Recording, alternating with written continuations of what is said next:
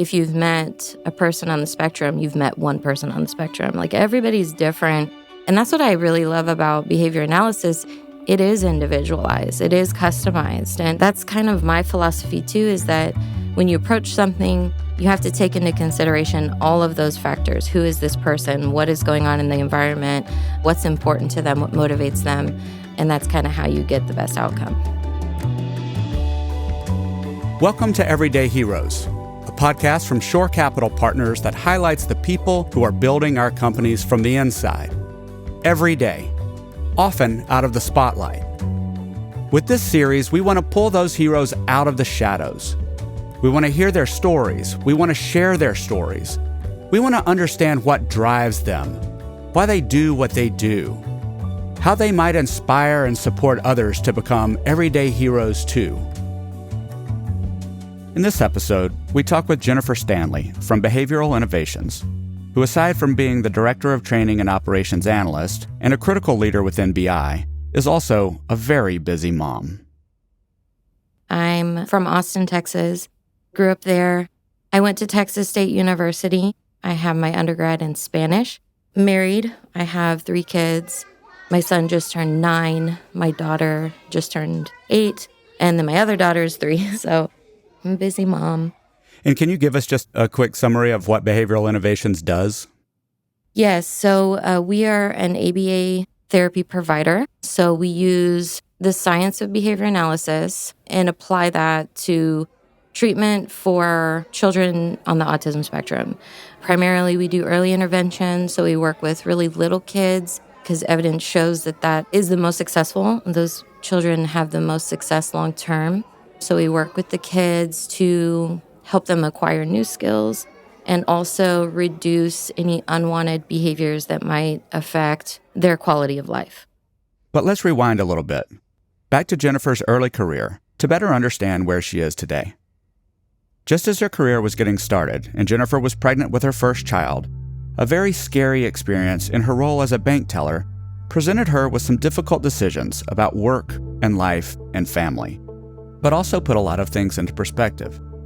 She needed her job, but because of this experience, she also knew she wanted a stronger sense of security and stability. She wanted a career that she felt could support her family over the long haul. My bank was robbed, and I was the teller, so that was scary. And I really wanted something where I would have stability and not have to worry about things like that happening. Is it fair to say that a young and growing family was part of your decision and sort of looking for that stability? Absolutely, yeah. We became a family of 4 pretty quickly. And so, I wanted something that could be long-term, provide that stability for our family. When my second child was born, I actually decided to stay home for a little bit. But after a while, I just wanted to work.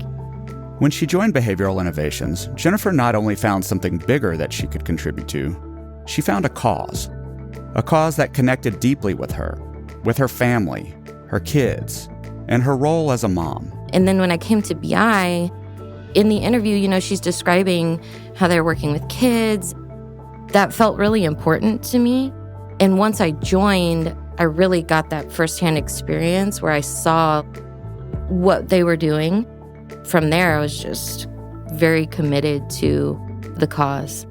And some of the kids reminded me of my own children, and I saw the potential, and I saw their mothers, and I could relate to how they felt, because seeing your child struggle is the most difficult thing any mother can experience. So I felt like it was a really important cause, and it was very close to me having my own family. I asked Ed Maher, the Chief Operations Officer at Behavioral Innovations, how he saw Jennifer bringing this full self to her work. In part, how she manages it, but more importantly, how she makes the most of it. How she capitalizes on her perspective as a mom to benefit the clients and her team and the company. She always puts her family first, and I give her a ton of credit for that. She always takes a day for her kids when they have their birthday. That's a hard and fast. She's not going to be here on that day. That day is a day for her daughter or for her son. It's something that she's able to balance really well. We don't ever miss a beat on it. I don't know how she does it. She does it well and doesn't let it show. And she did make the connection, too, between what empathy she feels for the families and kids you work with as a result. She has a holistic picture of herself and her being a mom and the work that you guys do that just seems like a really clear picture to her. Yeah, and I think she does a great job of pulling that through when she's training up some of our staff, too. We have a fairly young workforce who most don't have kids, even though they're working with kids. She does a really nice job of pulling out, like, hey, from the parent's perspective, this is why this is an important thing. She's able to bring a message through that helps people understand, like, hey, this is, when it comes to some of these issues, this is how it's going to impact the families, and this is how the parents are thinking. I mean, it certainly drives her, but it helps to give the team a little more context as to why we're doing what we're doing. And I think they all appreciate that, and it ultimately helps them understand. All of this brought me back to making sure I knew what Jennifer actually does for her day job. We know she's a super mom, but what is her role at Behavioral Innovations? So currently, a lot of my focus is on our operational processes, so making sure that what we're doing is efficient, using our systems to their best capabilities, and then training. So I do training with our center administrators primarily, but I also train members of the home office staff on how to use our systems, what are our protocols, best practices for our operations. I have started this initiative around scheduling, and that's been something that I've been thinking about and kind of conceptualizing for several years. So now we're kind of taking a different look at how we schedule our clients and how we measure utilization of our facilities. And so in doing that, really the goal is to help as many people as we can. That's my goal.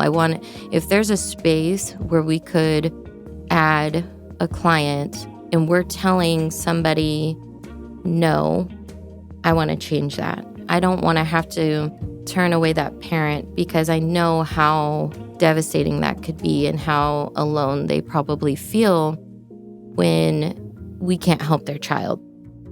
My goal with the scheduling project is really to not ever have to do that, to find as many opportunities as possible. What Jennifer's describing here is complex stuff. Her work sits at a unique cross-section of people and process and technology and client care. And while she makes it sound straightforward, it's anything but. And by the way, it's not like this is what she studied in school or had built a career before BI doing. She was learning. She still is learning. And she's learning fast. She's solving problems that no one else is able to solve. So I wanted to hear where that comes from for her, how she's managed to learn so quickly and to do it on the job. I've always been someone who likes like a puzzle. I like to figure out the solution. I like a mystery. I try to find the best options and present those. So anytime I identify something that could be an issue, I have to bring a solution as well, right? I don't want to just bring up problems without presenting potential solutions. So I like to look at things kind of from all angles and figure out, okay, what would work best here for this particular situation?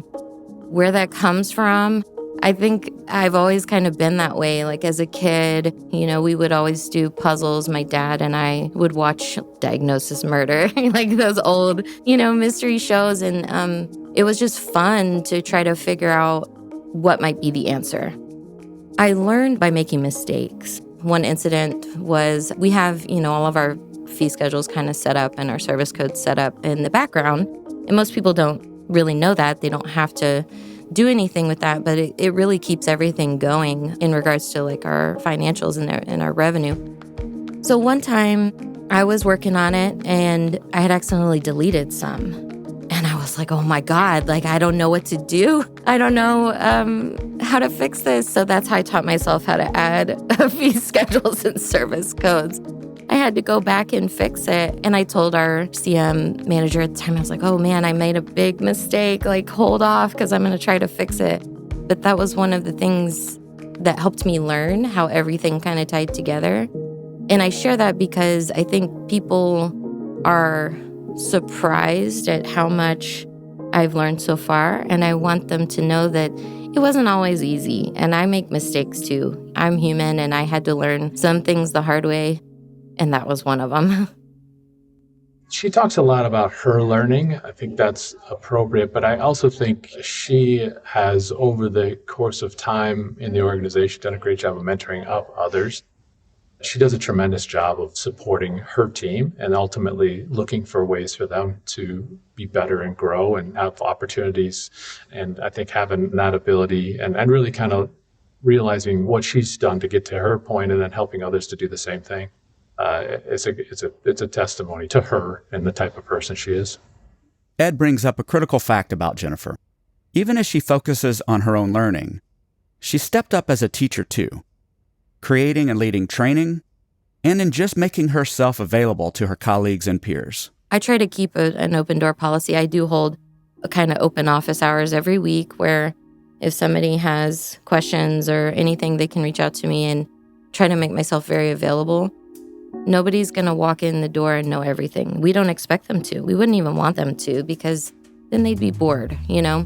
It all starts with building a rapport. You know, you need to get to know them a little bit better, what's important to them. And then whenever you're teaching a new skill, I definitely think you need to demonstrate it in different ways. Everybody learns a little bit differently. So I definitely want to give them the rationale, tell them why this is important, why do we do it this way, and how to do it. So presenting that in a visual manner, giving them a hands-on opportunity, kind of need to present that in various ways. And then because you have a rapport with them, they feel comfortable asking questions and they feel comfortable coming back to you if they made a mistake or something didn't work the way that they thought it would.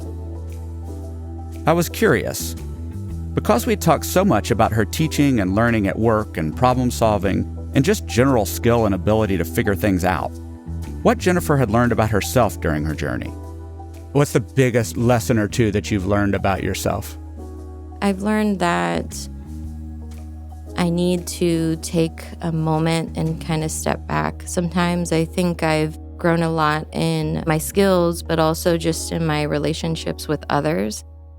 When I first came on, I kind of had this idea that everything should be a certain way all the time. And that's not reality, right? So sometimes you just have to deal with what's given to you. So I've had to mature in that way over the past 7 years. It's very humbling when your kids show you that you have very little control. It's all about managing. Yeah, exactly.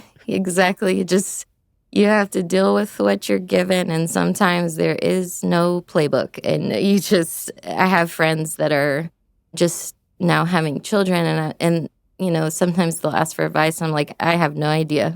You're just gonna have to figure it out because every situation is a little bit different, and so you have to kind of develop a judgment and make a judgment call. While Jennifer wasn't willing to give her friends any advice about parenting, I did ask her what advice she might give to others navigating family and career and personal growth and all of that. All of the things she seems to manage and juggle so well. You have to create boundaries. You need to make sure that you reserve the time for your family so that you don't feel like you're dropping the ball there. And it is hard. I mean, there are going to be occasions where you have to kind of make a decision, but you need to have balance as well. And then just pursuing betterment for yourself, like always looking forward to ways that you could improve and ways that you could learn new skills, because that can be done within the realm of being a parent and being a wife. And, you know, you could still pursue those things. And it's not always just professional. It could be personal as well. I'm a very planned person, but I'm also very driven. So I feel accomplished when I pursue something and I achieve it. So if I map that out and plan for that, then set myself a goal, I'm going to make it there. And I think that's part of parenting, right? You're being a good example to your children and showing them what a hard work ethic can achieve. I think my story is just one of don't give up and find those people that are going to build you up and encourage you, and keep trying, keep learning, keep growing. You're never done growing. You're never done learning. So even after all these years, there's still plenty more to learn. As a professional, as a mom, as an everyday hero, Jennifer Stanley's superpower is learning. But it doesn't just stop there. Jennifer isn't just learning for her own betterment, for her own career. She's learning so that she can teach.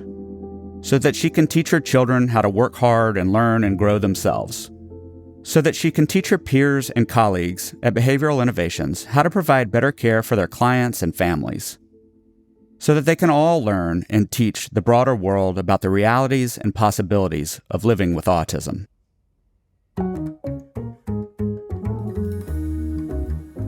This podcast was produced by Shore Capital Partners, with story and narration by Anderson Williams, recording and editing by Andrew Malone, editing by Real Audiobooks, sound design, mixing, and mastering by Mark Galloop of Real Audiobooks.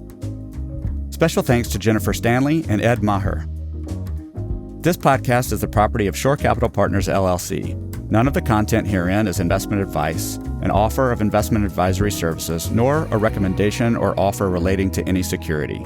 See the Terms of Use page on the Shore Capital website for other important information.